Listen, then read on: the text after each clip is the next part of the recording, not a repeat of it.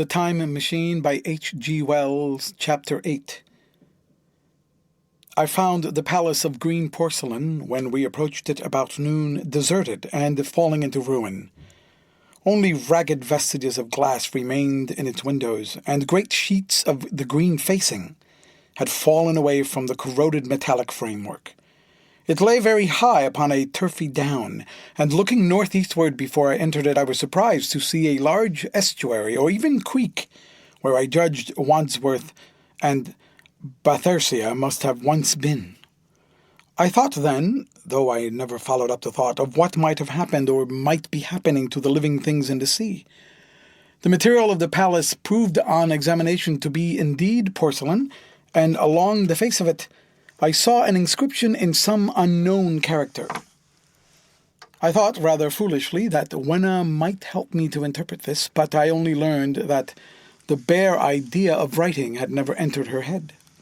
She always seemed to me, I fancy, more human than she was, perhaps because her affection was so human. Within the big valves of the door, which were open and broken, we found, instead of the customary hall, a long gallery lit by many side windows.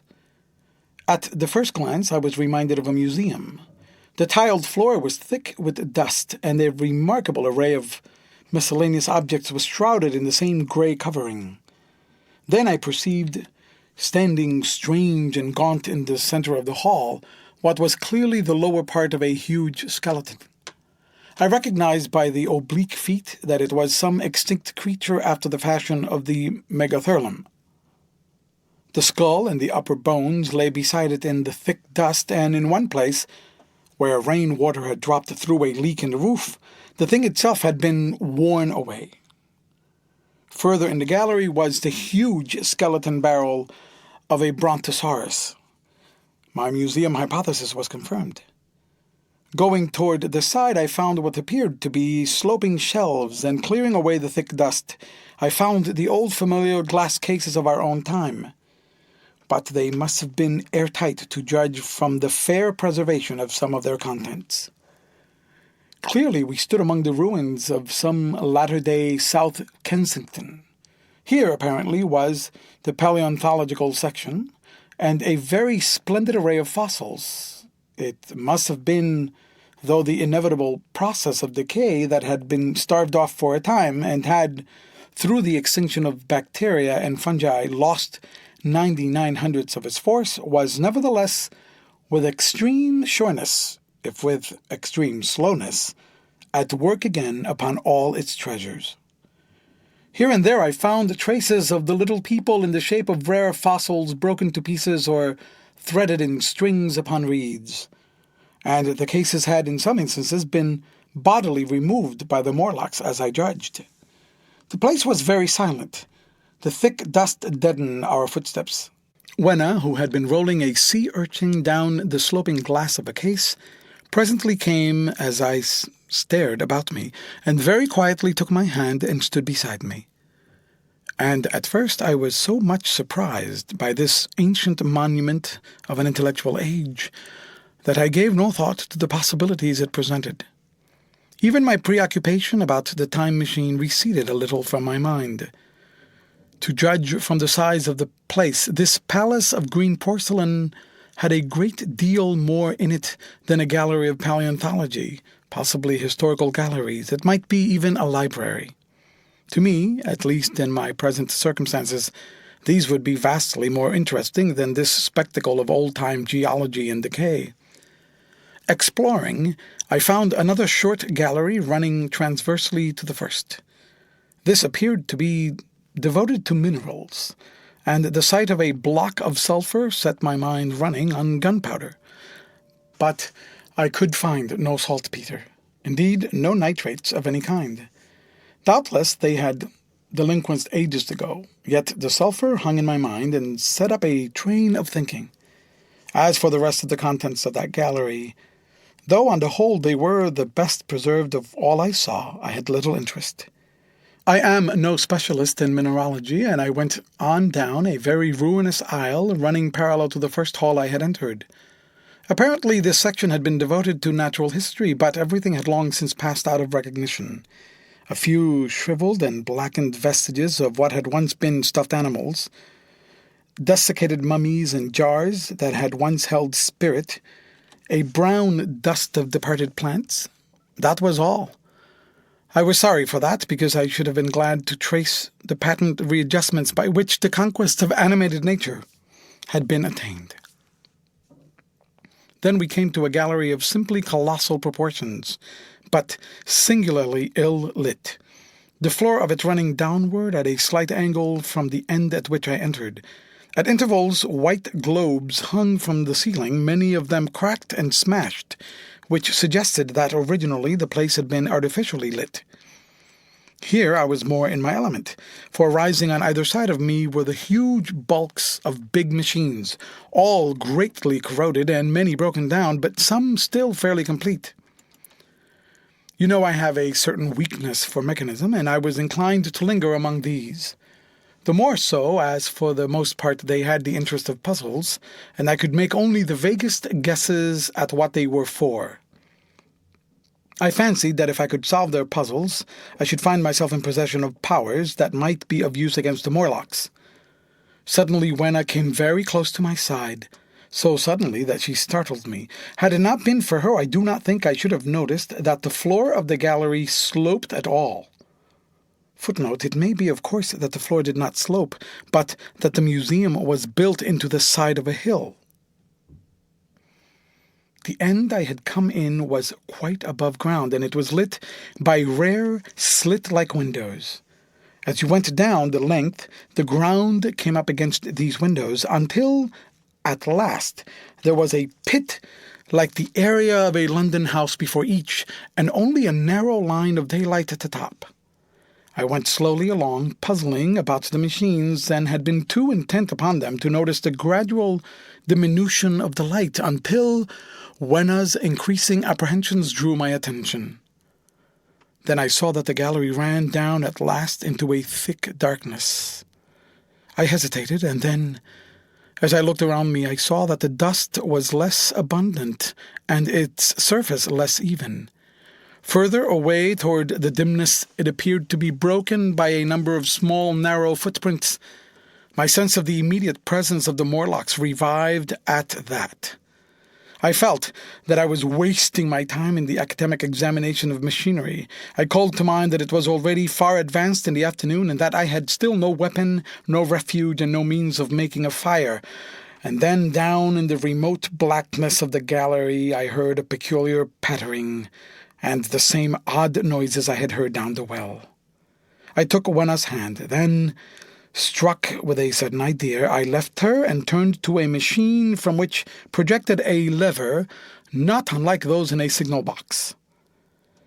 Clambering upon the stand and grasping this lever in my hands, I put all my weight upon it sideways. Suddenly, Wenna, deserted in the central aisle, began to whimper. I had judged the strength of the lever pretty correctly, for it snapped after a minute's strain, and I rejoined her with a mace in my hand, more than sufficient, I judged, for any Morlock skull I might encounter. And I longed very much to kill a Morlock or so. Very inhuman, you may think, to want to go killing one's own descendants. But it was impossible, somehow, to feel any humanity in things. Only my disinclination to leave Wenna, and a persuasion that if I began to slake my thirst for murder, my time machine might suffer, restrained me from going straight down the gallery and killing the brutes I heard. Well, mace in one hand and Wenna in the other, I went out of that gallery and into another and still larger one, which, at the first glance, reminded me of a military chapel hung with tattered flags. The brown and charred rags that hung from the sides of it I presently recognized as decaying vestiges of books. They had long since dropped to pieces, and every semblance of print had left them. But here and there were warped boards and cracked metallic clasps that told the tale well enough. Had I been a literary man, I might perhaps have moralized upon the futility of all ambition. But as it was, the only thing that struck me with keenest force was the enormous waste of labor to which this somber wilderness of rotting paper testified. At the time, I will confess that I thought chiefly of the philosophical transactions and my own 17 papers upon physical optics. Then, going up a broad staircase, we came to what may once have been a gallery of technical chemistry, and here I had not a little hope of useful discoveries. Except at one end where the roof had collapsed, this gallery was well preserved. I went eagerly to every unbroken case, and at last, in one of the really airtight cases, I found a box of matches. Very eagerly I tried them. They were perfectly good. They were not even damp. I turned to Wenna. "Dance," I cried to her in her own tongue, for now I had a weapon indeed against the horrible creatures we feared. And so, in that derelict museum, upon the thick soft carpeting of dust, to Wenna's huge delight, I solemnly performed a kind of composite dance, whistling "The Land of the Leal" as cheerfully as I could. In part it was a modest can-can, in part a step dance, in part a skirt dance, so far as my tall coat permitted, and in part original, for I am naturally inventive, as you know. Now I still think that for this box of matches to have escaped the wear of time for immemorial years was a most strange, as for me it was a most fortunate thing. Yet oddly enough I found a far unlikelier substance, and that was camphor. I found it in a sealed jar that by chance, I suppose, had been really hermetically sealed. I fancied at first that it was paraffin wax and smashed the glass accordingly. But the odor of camphor was unmistakable. In the universal decay, this volatile substance had chanced to survive, perhaps through many thousands of centuries. It reminded me of a sepia painting I had once seen done from the ink of a fossil belemnite that must have perished and become fossilized millions of years ago. I was about to throw it away, but I remembered that it was inflammable and burned with a good, bright flame, was in fact an excellent candle, and I put it in my pocket. I found no explosives, however, nor any means of breaking down the bronze doors. As yet my iron crowbar was the most helpful thing I had chanced upon. Nevertheless, I left the gallery greatly elated. I cannot tell you the story of that long afternoon. It would require a great effort of memory to recall my explorations in all the proper order. I remember a long gallery of rusting stands of arms and how I hesitated between my crowbar and a hatchet or a sword. I could not carry both, however, and my bar of iron promised best against the bronze gates. There were numbers of guns, pistols, and rifles. The most were masses of rust, but many were of some new metal, and still fairly sound. But any cartridges or powder there may once have been had rotted into dust. One corner I saw was charred and shattered, perhaps, I thought, by an explosion among the specimens. In another place was a vast array of idols, Polynesian, Mexican, Grecian, Phoenician, every country on earth, I should think. And here, yielding to an irresistible impulse, I wrote my name upon the nose of a stalactite monster from South America that particularly took my fancy. As the evening drew on, my interest waned. I went through gallery after gallery, dusty, silent, and often ruinous. The exhibits sometimes mere heaps of rust and lignite, sometimes fresher. In one place I suddenly found myself near the model of a tin mine, and then by the merest accident I discovered, in an airtight case, 2 dynamite cartridges. I shouted, "Eureka!" and smashed the case with joy. Then came a doubt. I hesitated, then, selecting a little side gallery, I made my essay. I never felt such a disappointment as I did in waiting 5, 10, 15 minutes for an explosion that never came. Of course the things were dummies, as I might have guessed from their presence. I really believe that had they not been so, I should have rushed off incontinently and blown Sphinx bronze doors, and, as it proved, my chances of finding the time machine altogether into non-existence. It was after that, I think, that we came to a little open court within the palace. It was turfed and had 3 fruit trees, so we rested and refreshed ourselves. Towards sunset I began to consider our position. Night was creeping upon us, and my inaccessible hiding place had still to be found. But that troubled me very little now. I had in my possession a thing that was perhaps the best of all defences against the Morlocks. I had matches. I had the camphor in my pocket, too, if a blaze were needed. It seemed to me that the best thing we could do would be to pass the night in the open, protected by a fire. In the morning there was the getting of the time machine. Toward that, as yet, I had only my iron mace, but now, with my growing knowledge, I felt very differently toward those bronze doors. Up to this I had refrained from forcing them, largely because of the mystery on the other side. They had never impressed me as being very strong, and I hoped to find my bar of iron not altogether inadequate for the work. End of chapter. The Time Machine by H.G. Wells, Chapter 9. We emerged from the palace while the sun was still in part above the horizon.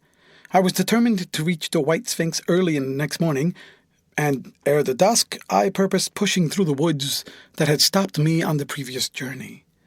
My plan was to go as far as possible that night, and then, building a fire, to sleep in the protection of its glare. Accordingly, as we went along, I gathered any sticks and dried grass I saw, and presently had my arms full of such litter. Thus loaded, our progress was slower than I had anticipated, and besides, Wenna was tired. And I began to suffer from sleepiness too, so full night before we reached the wood. Upon the shrubby hill of its edge Wenna would have stopped, fearing the darkness before us.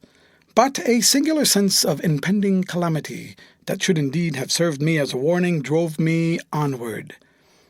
I had been without sleep for a night and 2 days, and I was feverish and irritable. I felt sleep coming upon me, and the Morlocks with it. While we hesitated among the black bushes behind us, and dim against their blackness, I saw 3 crouching figures. There was scrub and long grass all about us, and I did not feel safe from their insidious approach. The forest, I calculated, was rather less than a mile across. If we could get through it to the bare hillside, there, as it seemed to me, was an altogether safer resting place. I thought that with my matches and my camphor I could contrive to keep my path illuminated through the woods. Yet it was evident that if I was to flourish matches with my hands I should have to abandon my firewood, so rather reluctantly I put it down. And then it came into my head that I should amaze our friends behind by lighting it. I was to discover the atrocious folly of this proceeding, but it came to my mind as an ingenious move for covering our retreat. I don't know if you have ever thought what a rare thing flame must be in the absence of man and in a temperate climate. The sun's heat is rarely strong enough to burn, even when it is focused by dewdrops, as is sometimes the case in more tropical districts. Lightning may blast and blacken, but it rarely gives rise to widespread fire. Decaying vegetation may occasionally smolder with the heat of its fermentation, but this rarely results in flame. In this decadence, too, the art of fire-making had been forgotten on the earth. The red tongues that went licking up my heap of wood were an altogether new and strange thing to Wenna. She wanted to run to it and play with it. I believe she would have cast herself into it had I not restrained her. But I caught her up, and in spite of her struggles, plunged boldly before me into the wood.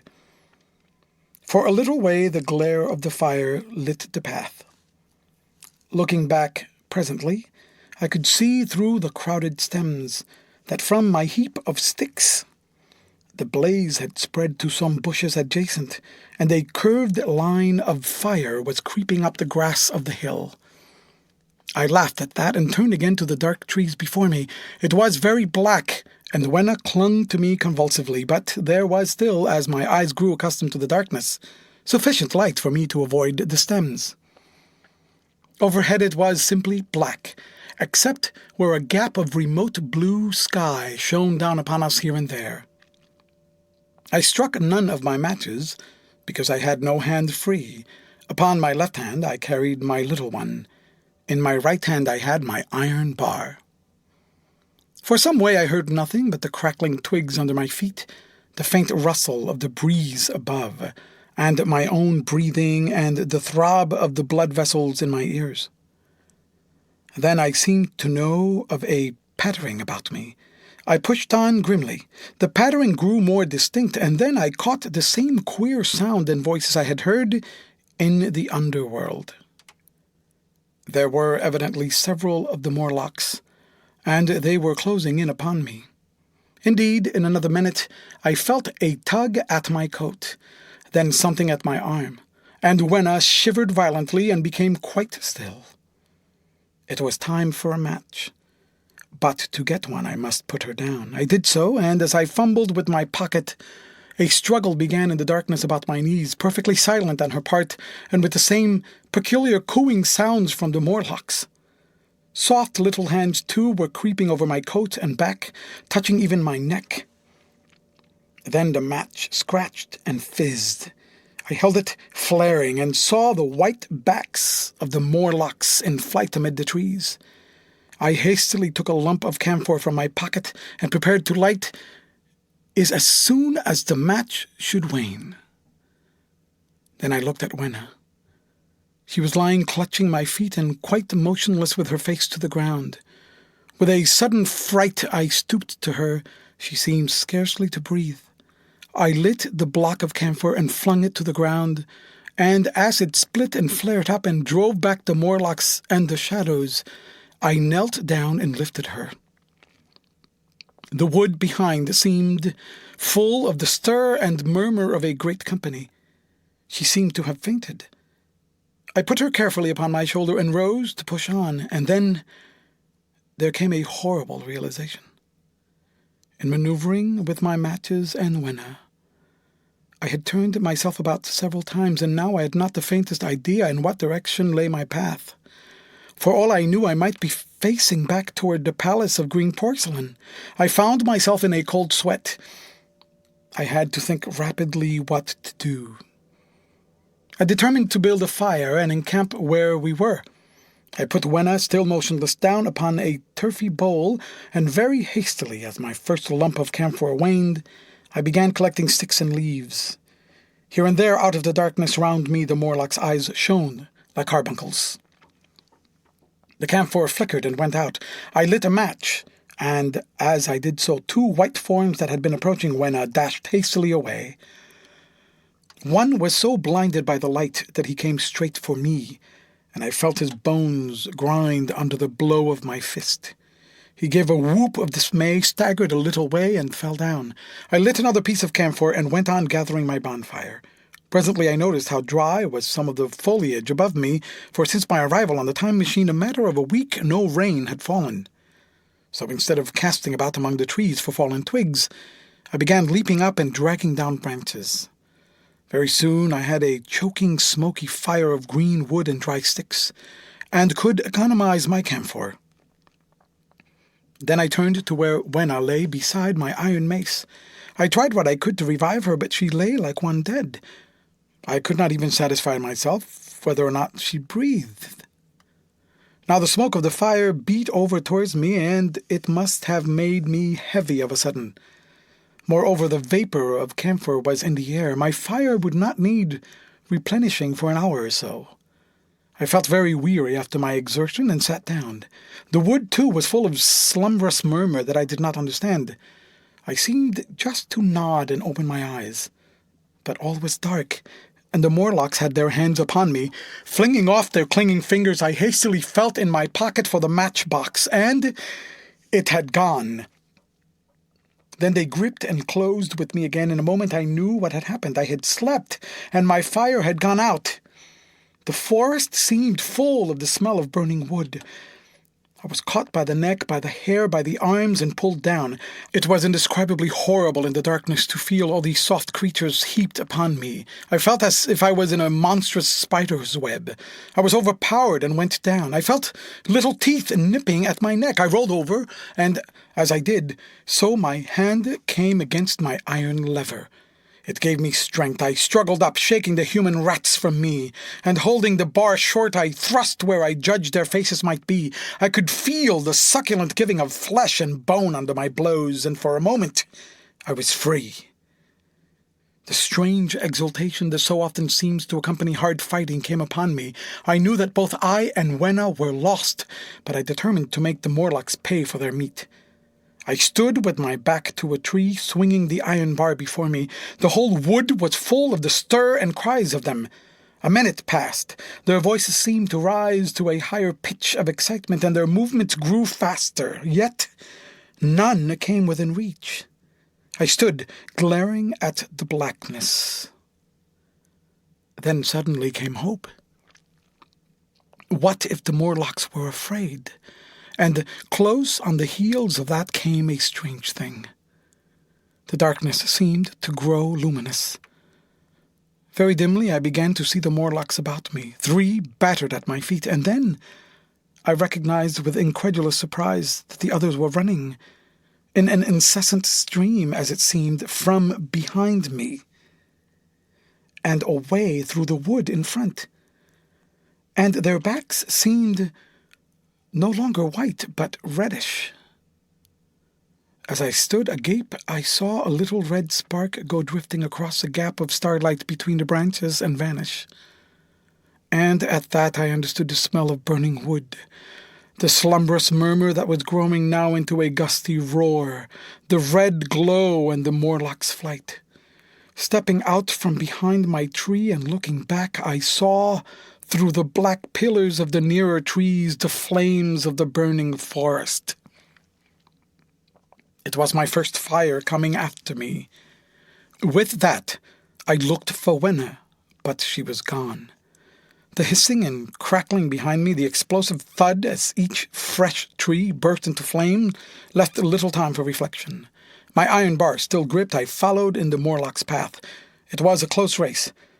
Once the flames crept forward so swiftly on my right as I ran that I was outflanked and had to strike off to the left. But at last I emerged upon a small open space, and as I did so, a Morlock came blundering toward me and past me and went on straight into the fire. And now I was to see the most weird and horrible thing, I think, of all that I beheld in that future age. This whole space was as bright as day with the reflection of the fire. In the center was a hillock or tumulus, surmounted by a scorched hawthorn. Beyond this was another arm of the burning forest, with yellow tongues already writhing from it, completely encircling the space with a fence of fire. Upon the hillside were some 30 or 40 Morlocks, dazzled by the light and heat, and blundering hither and thither against each other in their bewilderment. At first I did not realize their blindness, and struck furiously at them with my bar in a frenzy of fear as they approached me, killing one and crippling several more. But when I had watched the gestures of one of them groping under the hawthorn against the red sky and heard their moans, I was assured of their absolute helplessness and misery in the glare, and I struck no more of them. Yet every now and then one would come straight toward me, setting loose a quivering horror that made me quick to elude him. At one time the flames died down somewhat, and I feared the foul creatures would presently be able to see me. I was thinking of beginning the fight by killing some of them before this should happen, but the fire burst out again brightly, and I stayed my hand. I walked about the hill among them and avoided them, looking for some trace of Wenna. But Wenna was gone. At last I sat down on the summit of the hillock and watched this strange, incredible company of blind things groping to and fro and making uncanny noises to each other as the glare of the fire beat on them. The coiling uprush of smoke streamed across the sky, and through the rare tatters of that red canopy, remote as though they belonged to another universe, shone the little stars. 2 or 3 Morlocks came blundering into me, and I drove them off with blows of my fists, trembling as I did so. For the most part of that night I was persuaded it was a nightmare. I bit myself and screamed in a passionate desire to awake. I beat the ground with my hands and got up and sat down again and wandered here and there and again sat down. Then I would fall to rubbing my eyes and calling upon God to let me awake. Thrice I saw Morlocks put their heads down in a kind of agony and rush into the flames. But at last, above the subsiding red of the fire, above the streaming masses of black smoke, and the whitening and blackening tree stumps, and the diminishing numbers of these dim creatures, came the white light of day. I searched again for traces of Wena, but there was none. It was plain that they had left her poor little body in the forest. I cannot describe how it relieved me to think that it had escaped the awful fate to which it seemed destined. As I thought of that, I was almost moved to begin a massacre of the helpless abominations about me, but I contained myself. The hillock, as I have said, was a kind of island in the forest. From its summit I could now make out, through a haze of smoke, the palace of green porcelain, and from that I could get my bearings for the White Sphinx. And so, leaving the remnant of these damned souls still going hither and thither and moaning, as the day grew clearer, I tied some grass about my feet and limped on across smoking ashes and among black stems that still pulsated internally with fire toward the hiding place of the time machine.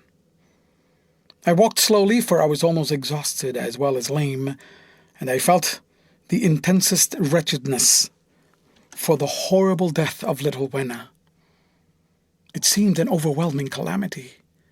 Now, in this old, familiar room, it is more like the sorrow of a dream than an actual loss.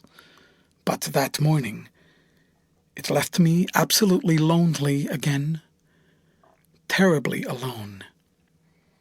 I began to think of this house of mine, of this fireside, of some of you, and with such thoughts came a longing that was pain.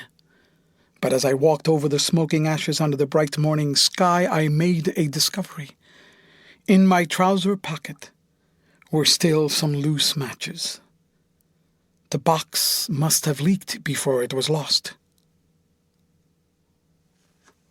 And The Time Machine by H.G Wells, Chapter 10. About 8 or 9 in the morning I came to the same seat of yellow metal from which I had viewed the world upon the evening of my arrival. I thought of my hasty conclusions upon that evening and could not refrain from laughing bitterly at my confidence. Here was the same beautiful scene, the same abundant foliage, the same splendid palaces and magnificent ruins, the same silver river running between its fertile banks. The gay robes of the beautiful people moved hither and thither among the trees. Some were bathing in exactly the place where I had saved Wena, and that suddenly gave me a keen stab of pain. And like blots upon the landscape rose the cupolas above the ways to the underworld. I understood now what all the beauty of the overworld people covered. Very pleasant was their day, as pleasant as the day of the cattle in the field. Like the cattle, they knew of no enemies and provided against no needs, and their end was the same. I grieved to think how brief the dream of the human intellect had been. It had committed suicide. It had set itself steadfastly toward comfort and ease, a balanced society with security and permanency as its watchword. It had attained its hopes. To come to this at last. One's life and property must have reached almost absolute safety. The rich had been assured of this wealth and comfort. The soiler assured of his life and work. No doubt in that perfect world there had been no unemployed problem, no social question left unsolved, and a great quiet had followed. It is a law of nature we overlook that intellectual versatility is the compensation for change, danger, and trouble. An animal, perfectly in harmony with its environment, is a perfect mechanism. Nature never appeals to intelligence until habit and instinct are useless. There is no intelligence where there is no change and no need of change. Only those animals partake of intelligence that have to meet a huge variety of needs and dangers. So as I see it, the upper world man had drifted towards his feeble pettiness, and the underworld to mere mechanical industry. But that perfect state had lacked one thing even for mechanical perfection: absolute permanency. Apparently, as time went on, the feeding of the underworld, however it was effected, had become disjointed. Mother Necessity, who had been staved off for a few thousand years, came back again, and she began below. The underworld, being in contact with machinery, which, however perfect, still needs some little thought-outside habit, had probably retained, perforce, rather more initiative, if less of every other human character than the upper. And when other meat failed them, they turned to what old habit had hitherto forbidden. So I say I saw it in my last view of the world of 802,701. It may be as wrong an explanation as mortal wit could invent. It is how the thing shaped itself to me, and as that I give it to you. After the fatigues, excitements, and terrors of the past days, and in spite of my grief, this seat and the tranquil view and the warm sunlight were very pleasant. I was very tired and sleepy, and soon my theorizing passed into dozing. Catching myself at that, I took my own hint, and spreading myself out upon the turf, I had a long and refreshing sleep. I awoke a little before sunsetting. I now felt safe against being caught napping by the Morlocks, and, stretching myself, I came on down the hill toward the White Sphinx. I had my crowbar in one hand, and the other hand played with the matches in my pocket.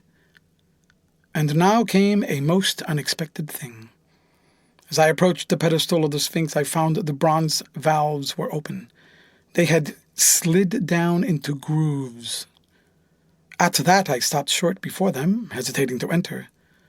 Within was a small apartment, and on a raised place in the corner of this was the time machine. I had the small levers in my pocket. So here, after all my elaborate preparations for the siege of the White Sphinx, was a meek surrender. I threw my iron bar away, almost sorry not to use it. A sudden thought came into my head as I stooped toward the portal.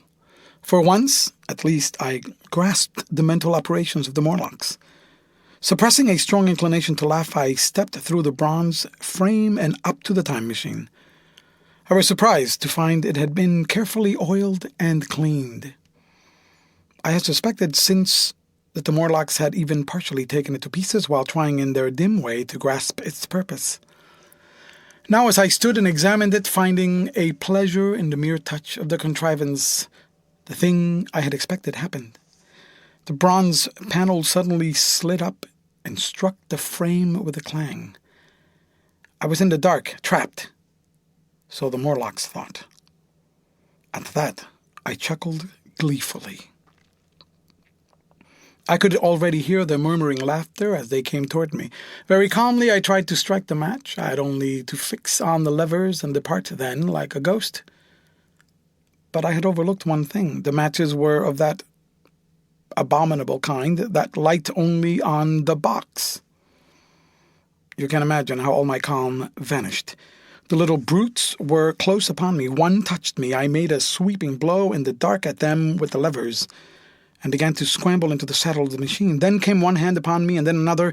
Then I had simply to fight against their persistent fingers for my levers, and at the same time feel for the studs over which these fitted. One indeed, they almost got away from me. As it slipped from my hand, I had to butt in the dark with my head. I could hear the Morlock's skull ring to recover it. It was a nearer thing than the fight in the forest, I think, this last scramble. But at last the lever was fitted and pulled over. The clinging hands slipped from me. The darkness presently fell from my eyes. I found myself in the same grey light and tumult I have already described. End of chapter. The Time Machine by H.G. Wells. Chapter 11. I have already told you of the sickness and confusion that comes with time traveling, and this time I was not seated properly in the saddle, but sideways and in an unstable fashion. For an indefinite time I clung to the machine as it swayed and vibrated, quite unheeding how I went, and when I brought myself to look at the dials again, I was amazed to find where I had arrived. One dial records days, and another thousands of days, another millions of days, and another thousands of millions. Now, instead of reversing the levers, I had pulled them over so as to go forward with them. And when I came to look at these indicators, I found that the thousands hand was sweeping round as fast as the seconds hand of a watch into futurity. As I drove on, a peculiar change crept over the appearance of things. The palpitating grayness grew darker. Then, though I was still traveling with prodigious velocity, the blinking succession of day and night, which was usually indicative of a slower pace, returned and grew more and more marked. This puzzled me very much at first. The alternations of night and day grew slower, and so did the passage of the sun across the sky until they seemed to stretch through centuries. At last, a steady twilight brooded over the earth, a twilight only broken now and then when a comet glared across the darkened sky. The band of light that had indicated the sun had long since disappeared, for the sun had ceased to set. It simply rose and fell in the west and grew even broader and more red. All trace of the moon had vanished. The circling of the stars, growing slower and slower, had given place to creeping points of light.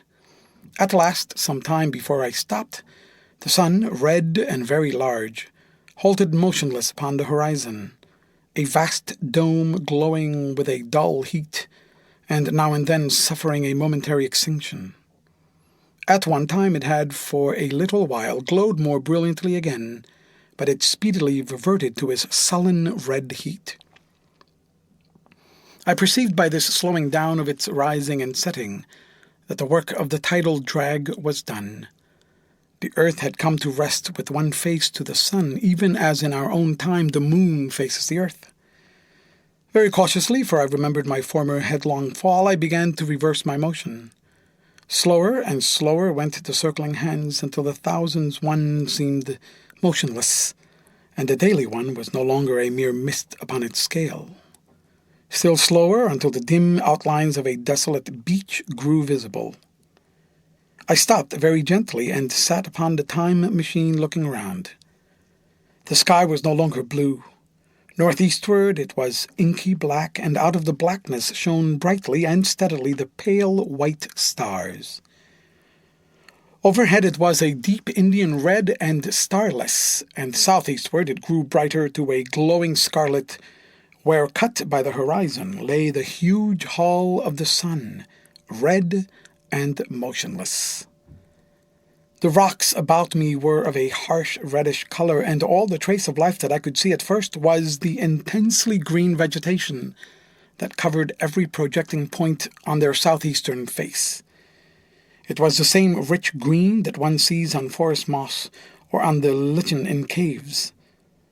Plants which, like these, grow in a perpetual twilight. The machine was standing on a sloping beach. The sea stretched away to the southwest to rise into a sharp, bright horizon against the wan sky. There were no breakers and no waves, for not a breath of wind was stirring. Only a slight oily swell rose and fell like a gentle breathing, and showed that the eternal sea was still moving and living. And among the margin where the water sometimes broke was a thick incrustation of salt, pink under the lurid sky. There was a sense of oppression in my head, and I noticed that I was breathing very fast. The sensation reminded me of my only experience of mountaineering, and from that I judged the air to be more rarefied than it is now. Far away up the desolate slope I heard a harsh scream, and saw a thing like a huge white butterfly go slanting and flittering up into the sky and, circling, disappear over some low hillocks beyond. The sound of its voice was so dismal that I shivered and seated myself more firmly upon the machine. Looking round me again, I saw that quite near what I had taken to be a reddish mass of rock was moving slowly toward me.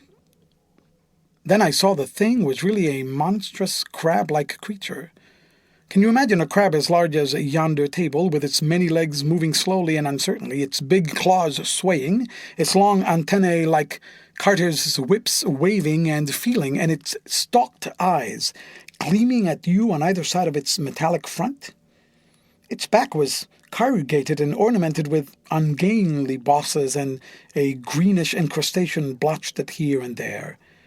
I could see the many palps of its complicated mouth flickering and feeling as it moved. As I stared at this sinister apparition crawling toward me, I felt a tickling on my cheek as though a fly had lighted there.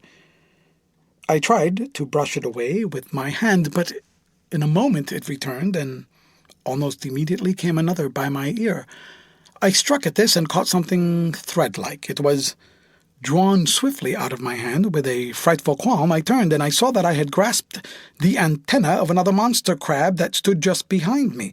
Its evil eyes were wriggling on their stalks. Its mouth was all alive with appetite, and its vast ungainly claws, smeared with an algal slime, were descending upon me. In a moment my hand was on the lever, and I had placed a month between myself and these monsters, but I was still on the same beach, and I saw them distinctly now as soon as I stopped. Dozens of them seemed to be crawling here and there in the somber light among the foliated sheets of intense green. I cannot convey the sense of abominable desolation that hung over the world. The red eastern sky, the northward blackness, the salt Dead Sea, the stony beach crawling with these foul, slow-stirring monsters, the uniform poisonous-looking green of the litorous plants, the thin air that hurts one's lungs, all contrived to an appalling effect. I moved on 100 years, and there was the same red sun, a little larger, a little duller, the same dying sea, the same chill air, and the same crowd of earthly crustacea creeping in and out among the green weed and the red rocks. And in the western sky I saw a curved, pale line, like a vast new moon.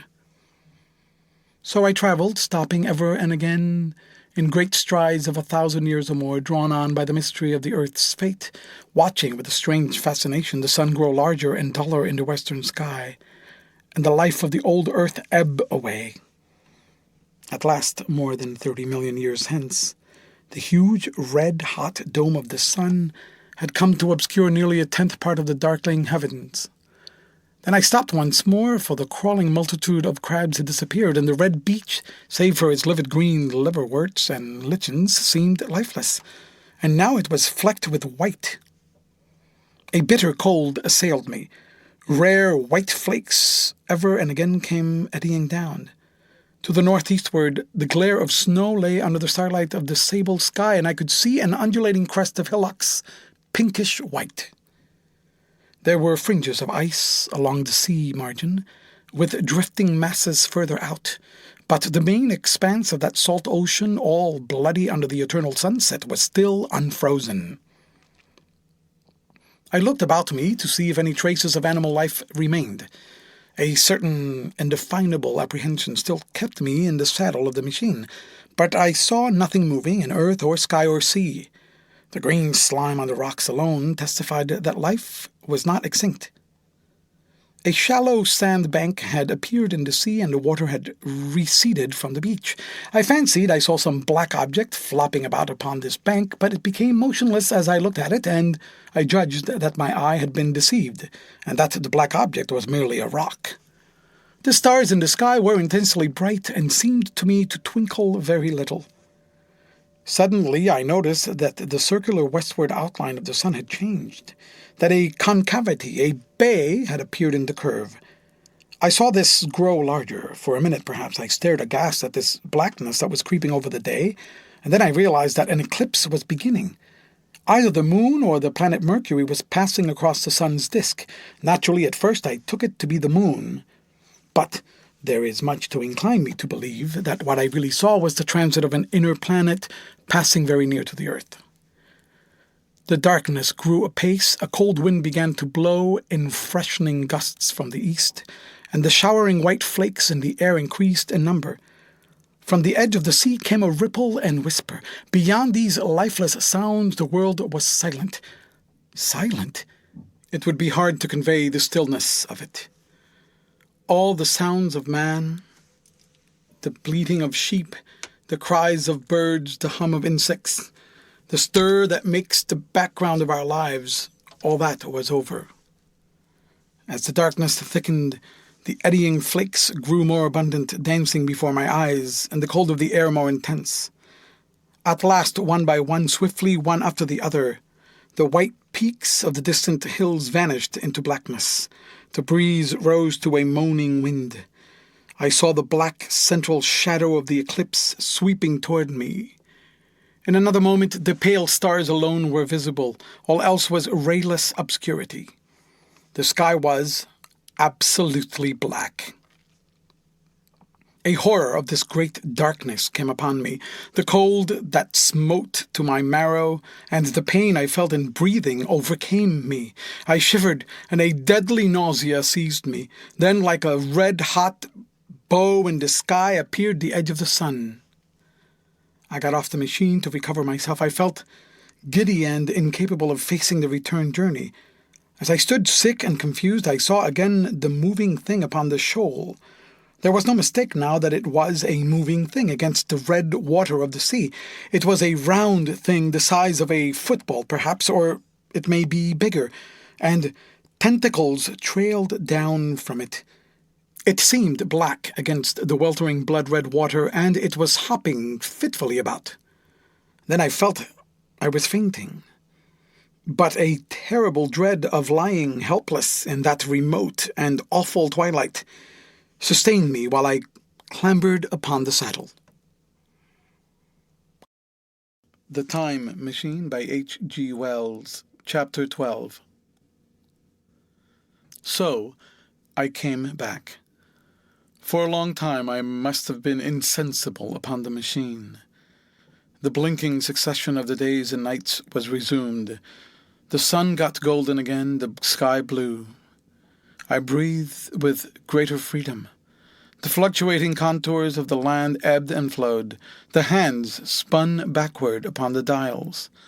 At last I saw again the dim shadows of houses, the evidences of decadent humanity. These too changed and passed, and others came.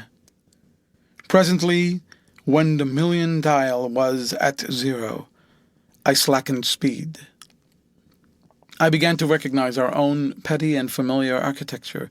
The thousands' hand ran back to the starting point. The night and day flapped slower and slower. Then the old walls of the laboratory came round me. Very gently now I slowed the mechanism down. I saw one little thing that seemed odd to me. I think I have told you that when I set out before my velocity became very high, Mrs. Watchett had walked across the room, traveling as it seemed to me like a rocket. As I returned, I passed again across that minute when she traveled the laboratory, but now her every motion appeared to be the exact inversion of her previous ones. The door at the lower end opened, and she glided quietly up the laboratory, back foremost, and disappeared behind the door by which she had previously entered. Just before that I seemed to see Hillier for a moment, but he passed like a flash. Then I stopped the machine and saw about me again the old familiar laboratory, my tools, my appliances, just as I had left them.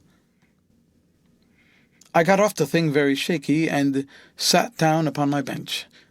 For several minutes I trembled violently. Then I became calmer.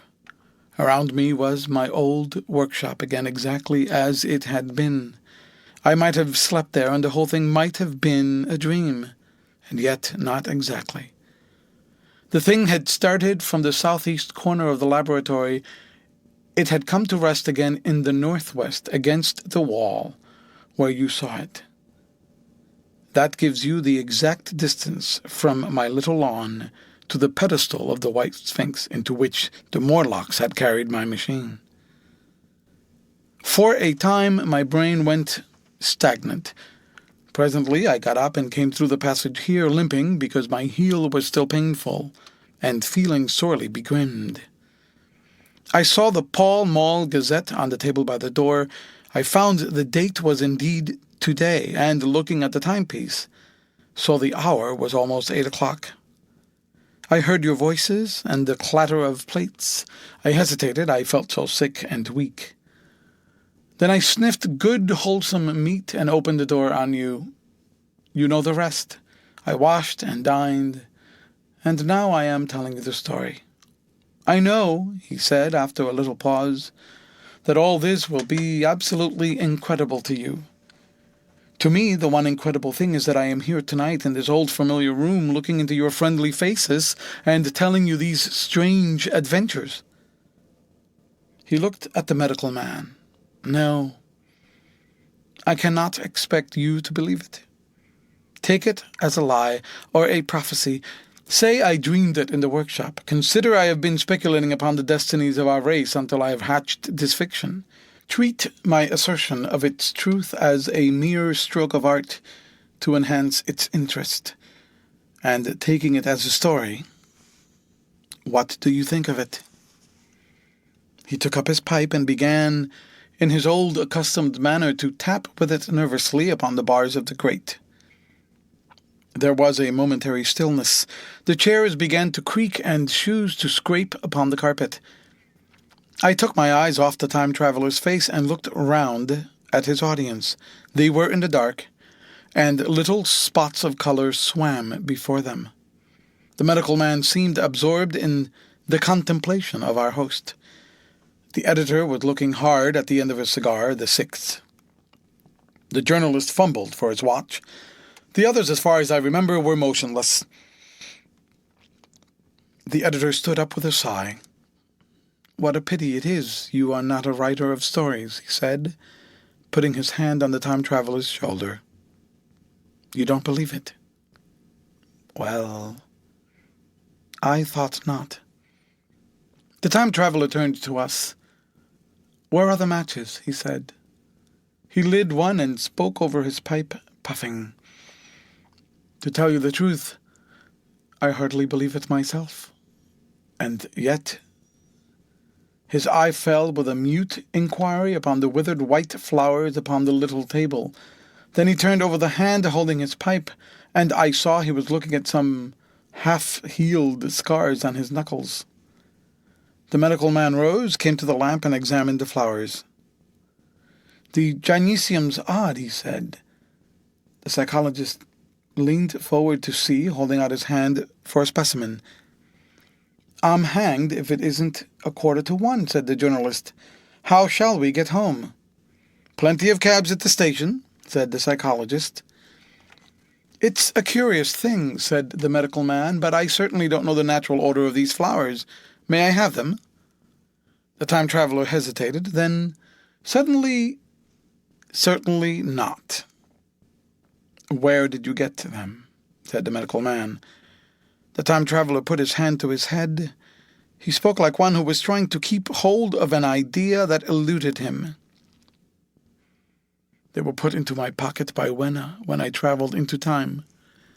He stared around the room. I'm damned if it isn't all going. This room and you and the atmosphere of every day is too much for my memory.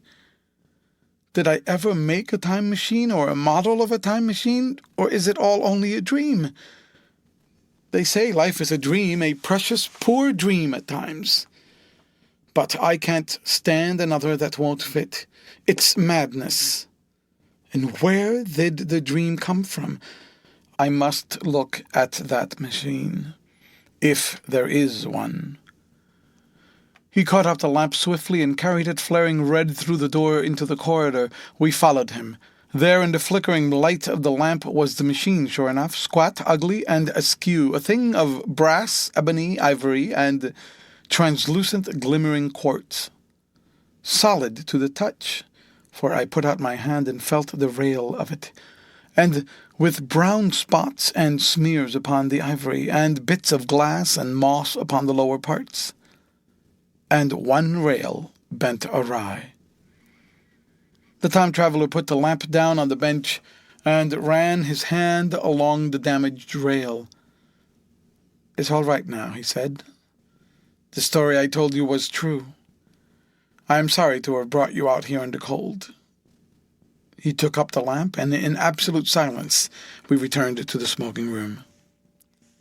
He came into the hall with us and helped the editor on with his coat.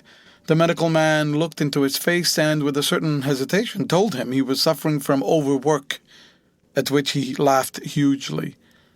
I remember him standing in the open doorway, bawling good night. I shared a cab with the editor. He thought the tale a gaudy lie. For my own part, I was unable to come to a conclusion. The story was so fantastic and incredible, the telling so credible and sober. I lay awake most of the night thinking about it. I determined to go the next day and see the time traveler again. I was told he was in the laboratory, and being on easy terms in the house, I went up to him. The laboratory, however, was empty.